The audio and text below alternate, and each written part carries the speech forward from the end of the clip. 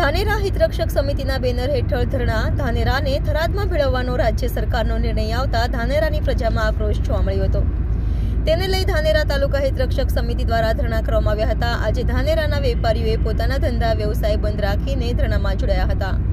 સરકાર દ્વારા નવીન વાવ થરાદ જિલ્લાની જાહેરાત થઈ છે, જે યોગ છે, પણ ધાનેરા તાલુકાને વાવ થરાદ જિલ્લામાં રાખવાને લઈ ધાનેરા તાલુકાની પ્રજામાં આક્રોશ છે। ધાનેરાને બનાસકાંઠામાં જ રાખવા પ્રજા માંગ કરી રહી છે। પ્રજા અગાઉ પણ મામલતદાર તથા પ્રાંત અધિકારીને આવેદનપત્ર આપવામાં આવ્યું હતું। આ અંગે ધાનેરાના ધારાસભ્ય માવજીભાઈ દેસાઈ, પૂર્વ ધારાસભ્ય શ્રી મફતલાલ પુરોહિતે પણ સમર્થન આપી ધરણામાં જોડાયા હતા। ધાનેરાને બનાસકાંઠામાં જ રાખવાની રજૂ કરેલી અને બળવંતભાઈ બારોટ, પૂર્વ ધારાસભ્ય નથાભાઈ પટેલ, ડામરાજી રાજગોર રાજકીય આગેવાન આજે ફરી એકવાર મીડિયા સમક્ષ ધાનેરાના લોકોની માંગને ધ્યાનમાં રાખીને ધાનેરાને બનાસકાંઠા જિલ્લામાં રાખવાની માંગ કરી હતી। ધાનેરા મુકામે સમાજ હિત રક્ષક સમિતિના ઉપક્રમે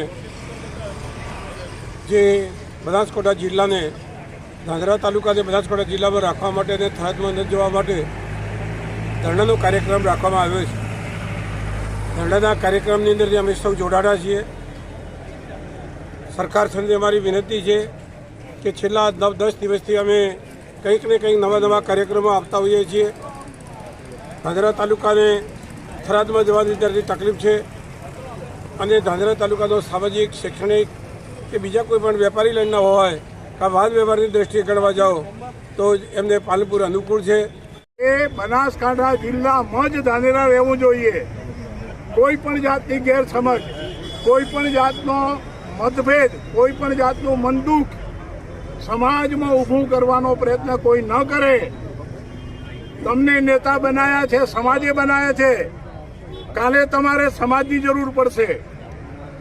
સંગઠનના લોકો કે કોઈ પણ જગ્યાએ ડેરીમાં બેઠેલા કે તાલુકા પંચાયતમાં કે ગમે ત્યાં સંગઠનના લોકો બનાવીને એમને પાર્ટીએ મોકલ્યા હોય, પણ એની તમને ગરજ છે। તમે આજે સંગઠનમાં છો એટલે કોના ગુલામ બની ગયા છો? તમે આજે બોલી નથી શકતા। આ તો કેવી જાતનો તમારા ઉપર જોકવી છે? બળજબરીથી કોઈને ધમકાવીને ઠરાવો લેવામાં આવ્યા છે। કહેતા બહુ દુઃખ થાય છે। આ કઈ રીતનું શાસન છે?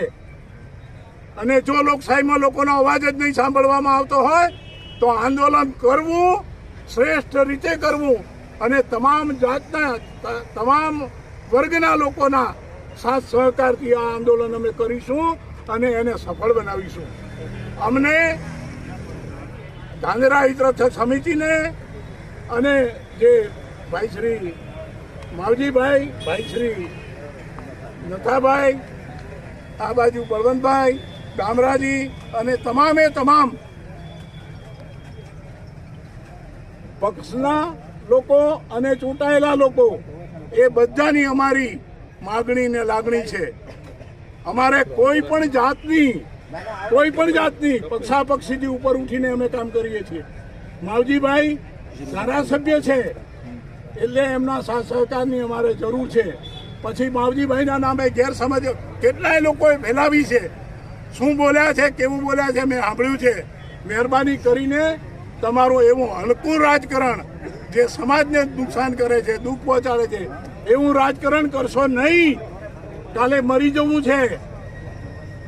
કાલે તમે, મેં તો મોટા નેતાઓને ફરતા જોયા છે રસ્તા ઉપર, અને બધા એક દિવસ તો ઉતરી જવાનું છે। આ અમરપટ્ટો લખાવીને કોઈ આયા નથી અને આ પ્રજા તમને સાચા દિલથી ચાહે એવા કામ કરો, એવી રીતે જીવન જીવો। બાકી તો હવે ભાઈ હવના કરમ ભોગવવાના છે અને મને એમ લાગે છે કે આનાથી તમે તમારી જાતને ખૂબ મોટું નુકસાન પહોંચાડી રહ્યા છો। તો મહેરબાની કરીને તમામ વર્ગના લોકો, તમામે તમામ પત્રકાર મિત્રો, તમામે તમામ સરપંચશ્રીઓ, તમામે તમામ મંડળીઓના જે કોઈ સંચાલકો છે તેઓએ આ જે કંઈ પ્રોગ્રામ આપવામાં આવે ધાનેરા હિતરક્ષક સમિતિ, એની અંદર મોટી સંખ્યામાં હાજર રહો અને આપણો અવાજ ગાંધીનગર સુધી પહોંચે એના માટે બધા સક્રિય રહો। કોઈની તાકાત નથી, ડરવાની કોઈને જરૂર નથી, કોઈએ ગુલામ નથી બનાવ્યા। અને હું તો કોઈ સમાજને પણ કહું છું, કોઈએ સમાજે નિરંકુશ થઈને છૂટો દોર આપીને કોઈને નિરંકુશ શાસન આપશો તો એ સમાજને નુકસાન થશે.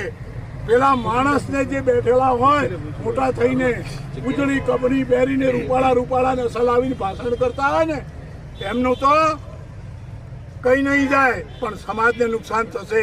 એટલે સમાજે કહેવું જોઈએ કે આ સાચી વાત છે અને એ સ્વીકારો અને તમે અમારી સાથે રહો. મહેરબાની કરો આ વાત. એક તરફ પૂર્વ મંત્રી અને ભાજપના કેટલા આગેવાનો જે છે તે રજૂઆત કરી રહ્યા છે સરકારમાં કે અમારે થરાદમાં જવું છે, તો બીજી તરફ બનાસકાંઠામાં જવા માટે થરાદમાં કોઈને જવું નથી, પણ એમના ઉપર જે રીતનું દબાણ છે, જે રીતની એમના ઉપર ધાક ધમકી છે, અથવા તો કોઈને તો ભાગીદારી કરવી છે, કોઈને સહકારી મંડળીઓમાં રહેવું છે અને એમાંથી પૈસા કમાવા છે, એ લોકો આ બધું કરે છે. આપણે નથી સમજી શકતા એટલા મૂર્ખ છીએ. હવે રાજકારણ જે છે ને એ સાહેબ મીડિયા વધી ગયો. તમે શું જમીન આવ્યા છો ને માઈ પર ઉભા થાવ એટલે પેટમાં દેખાય છે તમારા. બોલો ન તોય ખબર પડી જાય. પ્રજા એટલી જાગૃત થઈ ગઈ. મીડિયાનો જમાનો છે. મહેરબાની કરીને આવી ડફળ બનાવવાની વાતો કોઈ ન કરે અને કરશે તો એના ફળ એ ભોગવશે.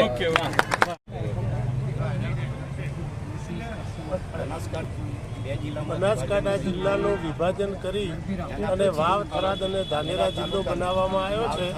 તો ધાનેરા તાલુકાના તમામ સમાજો, તમામ નાગરિકોની નમ્ર વિનંતી કે સરકાર જો જિલ્લાનું વિભાજન કરતી હોય તો પ્રજાની સુખાકારી માટે પણ કરે છે, પ્રજાની સગવડતા માટે કરે છે.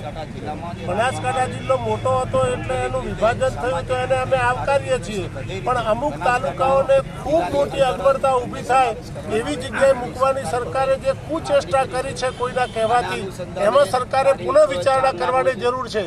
રાજકીય રીતે માત્ર મૂલવણી કરીને જિલ્લાનું વિભાજન કરવામાં આવે તો ધાનેરાની જનતાને હરગીજ મંજૂર નથી. કારણ કે મતોના રાજકારણને લઈને પ્રજાની સુખાકારી સચવાતી નથી. અમારી સુખાકારી, અમારું કૌટુંબિક અવરજવર, અમારું સામાજિક તાણાવાળા, અમારા સામાજિક ભવનો, અમારા શૈક્ષણિક ભવનો અને અમારા ધંધા રોજગારો એ પાલનપુર સાથે વણાયેલા છે. માટે ધાનેરા તાલુકાને થરાદ મૂકવામાં આવે તો ધાનેરાના વિકાસમાં 100 વર્ષ ધાનેરાને પાછળ ધકેલવાની સરકારે જે કંઈ પ્રવૃત્તિ કરી છે એમાં સરકાર પુનઃ વિચારણા કરે અને ધાનેરાને બનાસમદ રાખવામાં આવે એવી ધાનેરાના તમામ સમાજોની એક અવાજે માગણી છે. કોઈ એમ કહેતું હોય કે 10% લોકો જ વિરોધ કરે છે તો એમને પણ મારે કહેવું છે કે તમે આટલા મોટા ગજાના ભૂતકાળના મિનિસ્ટર રહીને આવા ખોટા નિવેદનો ન આપો. 100% વસ્તી એ બનાસમાં જવા તૈયાર છે. 10% વસ્તીને કદાચ સગવડતા થતી હોય અને થરાદમાં જવું હોય તો અમારો ના નથી. માટે ધાનેરા તાલુકાને બનાસકાંઠામાં જ રાખવામાં આવે એવી અમારા સૌ આગેવાનો, સૌ રાજકીય આગેવાનોની વિનંતી છે. અને આજે ધાનેરા હિત રક્ષક સમિતિના નેજા હેઠળ અમે ધરણાનો કાર્યક્રમ રાખ્યો છે અને હજારોની સંખ્યામાં લોકો અહીંયા પધાર્યા છે અને સમર્થન આપવા માટે અહીંયા આવ્યા છે.